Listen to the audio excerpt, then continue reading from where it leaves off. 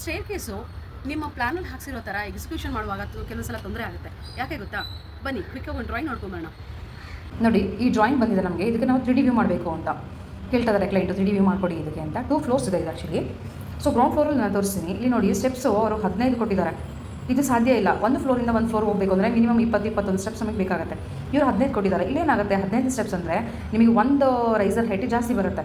So ನಿಮ್ಗೆ ಹತ್ತಕ್ಕಾಗಲ್ಲ, ಹತ್ತಕ್ಕೆ ಕಷ್ಟ ಆಗುತ್ತೆ. ಅಂದರೆ ನಾನು ಹೇಳ್ತಾ ಇರೋದು ಡ್ರಾಯಿಂಗಲ್ಲಿ ನಿಮಗೆ ಈ ಥರ ತೋರಿಸ್ತಾರೆ.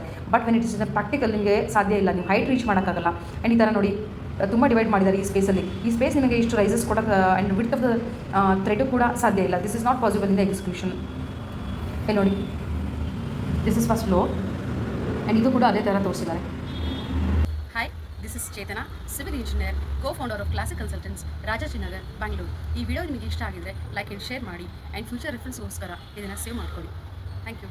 ನಿಮಗೆ ಡ್ರಾಯಿಂಗ್ ಸರ್ವಿಸ್ ಆ್ಯಂಡ್ ಎಕ್ಸಿಕ್ಯೂಷನ್ ಬೇಕು ಅಂದರೆ ಕೊಟ್ಟಿರೋ ನಂಬರ್ ಕಾಂಟ್ಯಾಕ್ಟ್ ಮಾಡಿ. ಹಾಗೆ ಪೇಜ್ನ ಫಾಲೋ ಮಾಡಿ.